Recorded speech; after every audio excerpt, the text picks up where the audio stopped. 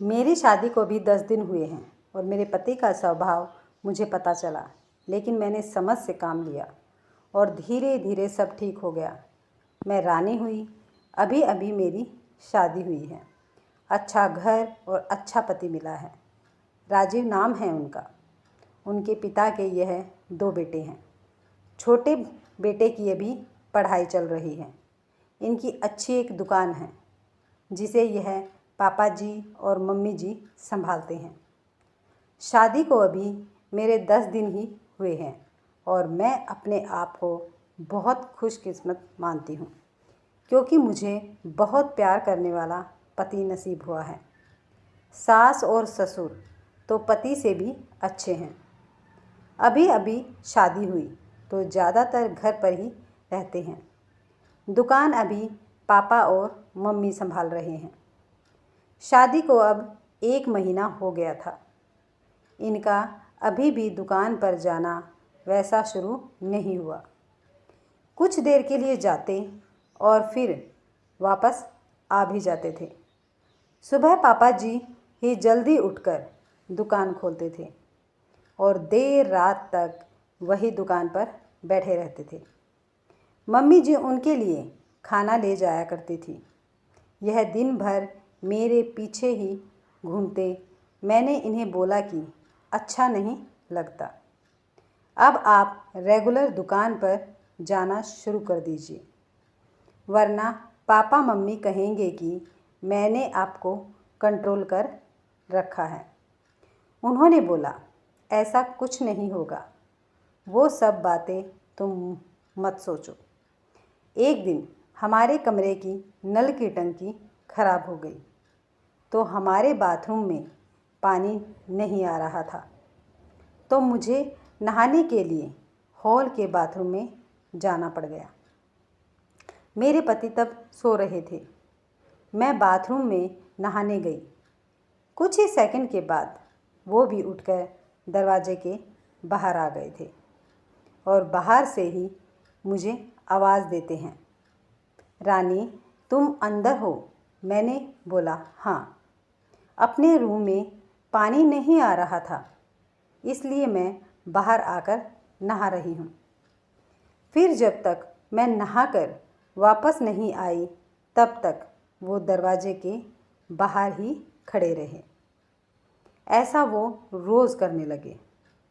एक दिन वो बाथरूम में नहा रहे थे, तब कोरियर वाला आ गया। कोई था नहीं तो मैं रिसीव करने के लिए दरवाजे पर चली गई। मैं अभी उससे बात कर ही रही थी कि यह बाथरूम से टॉवेल से ही बाहर भागकर आ गए थे। आते ही मुझे ज़ोर से कहते हैं कि तुम अंदर जाओ।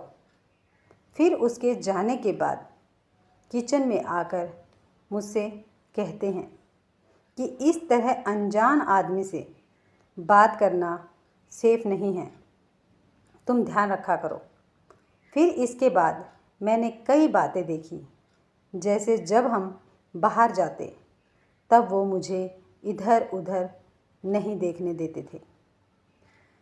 कहीं खाना खा रहे होते तो मेरी नज़र कहाँ है, मैं किसे देख रही हूँ, देखते थे। बार बार अपनी जगह बदलते रहते थे। मेरे पति का यह स्वभाव मेरे सास ससुर भी देखने लग गए थे। एक दिन पापा ने उन्हें दुकान के काम से बाहर जाने को कहा तो उन्होंने मना कर दिया। फिर पापा को ही जाना पड़ गया। वो बस मेरे पीछे ही रहते। फ़ोन पर मैं किससे बात कर रही हूँ, मेरे फ़ोन में नंबर और मैसेज भी चेक किया करते थे। यह सब देखने के बाद मैंने सोच लिया कि अब उनसे बात करनी ही पड़ेगी। इसलिए फिर एक रात मैंने उनसे कह ही दिया कि आपको मैं कैसी लगती हूँ? तो बोले, बहुत ही ज़्यादा अच्छी। मैंने कहा, आप मुझ पर विश्वास करते हैं? वो बोले, क्यों, क्या हुआ? मैंने कहा कि आप जो यह सब कर रहे हैं यह ठीक नहीं लग रहा।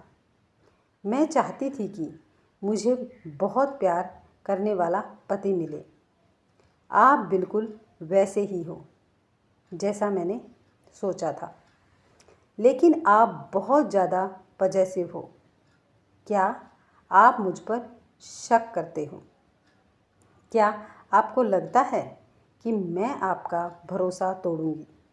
वो बोले, नहीं, ऐसा नहीं है।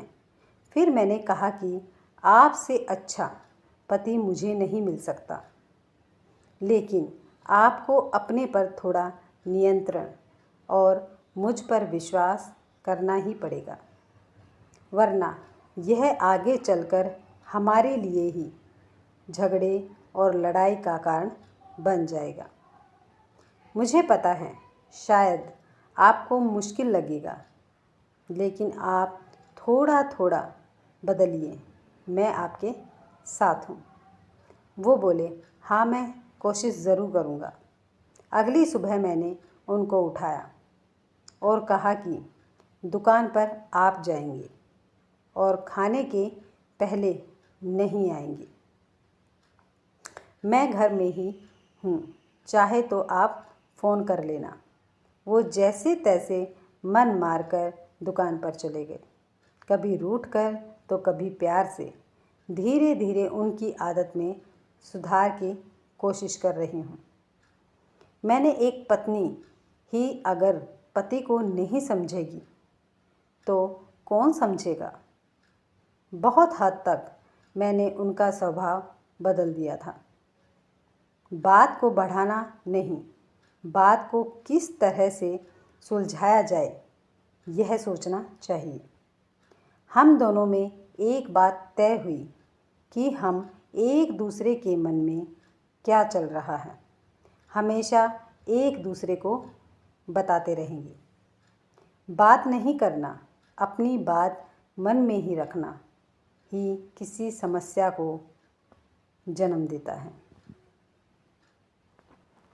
आपको यह कहानी कैसी लगी कमेंट बॉक्स में ज़रूर बताएं। अगर आपको ये कहानी अच्छी लगी है तो वीडियो को लाइक, शेयर और सब्सक्राइब करना ना भूलें। मिलते हैं नेक्स्ट वीडियो में।